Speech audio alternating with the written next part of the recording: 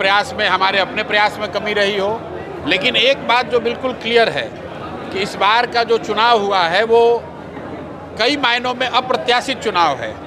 पहली बार बिहार में 10-10 हज़ार रुपये देकर वोटों को प्रभावित किया गया है।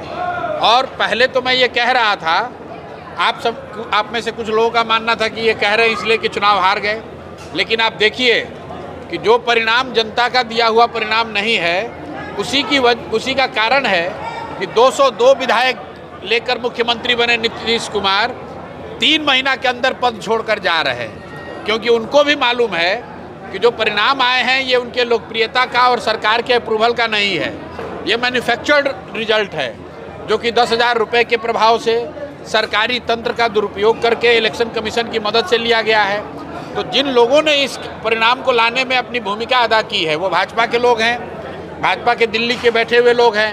तो अब वो ये चाहते हैं कि परिणाम हमारी वजह से आया है तो गद्दी पर भी हम बैठें। तो मैंने 2 भविष्यवाणी पहले की थी।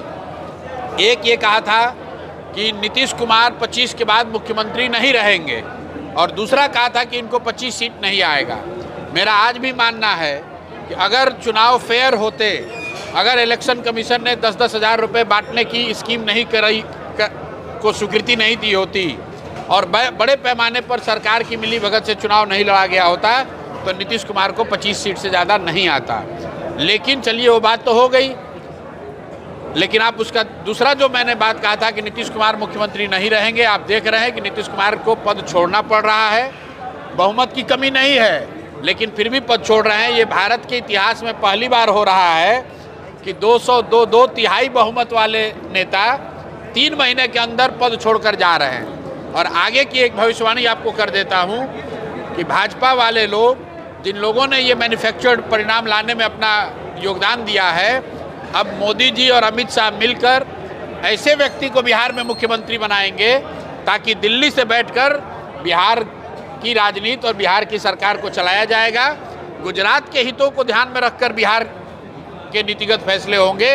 और बिहार में जो अभी भ्रष्टाचार है, बिहार में जो अशिक्षा है, बेरोजगारी है, पलायन है, उसमें कोई सुधार नहीं होने वाला है। आप लिख के रख लीजिए, कोई सुधार अभी आपको 3 महीने में नहीं दिखा है। आने वाले 5 वर्षों में कोई परिवर्तन नहीं होगा। और मोदी जी अब आपको लोकसभा के चुनाव से पहले मिलने वाले नहीं हैं। तो आप चाहे अरवा चावल खाते हैं या उसना चावल, अपने बच्चों की चिंता खुद कीजिए, सीट बेल्ट बांध लीजिए। भ्रष्टाचार बढ़ेगा, बेरोजगारी बढ़ेगी, सिलेंडर नहीं मिलेगा। उसना और अरवा चावल का भाषण सुनने के लिए लोकसभा के लिए इंतजार कीजिए।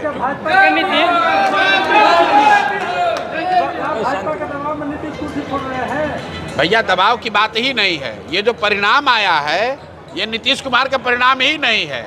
इस परिणाम को तो केंद्र सरकार ने, इलेक्शन कमीशन ने सरकारी पैसे से खरीदा है, मैनेज किया है। तो जो लोग परिणाम के लिए रिस्पॉन्सिबल हैं, जो लोग ये परिणाम लेकर आए, सत्ता में तो वही बैठेंगे। नीतीश कुमार के चेहरे पर अगर नीतीश कुमार को वोट मिला होता तो नीतीश कुमार क्यों छोड़ते पद? जिस इलेक्शन कमीशन की मदद से जीत कर आए हैं वो इलेक्शन कमीशन अभी भाजपा के हाथ में है, केंद्र सरकार के हाथ में है।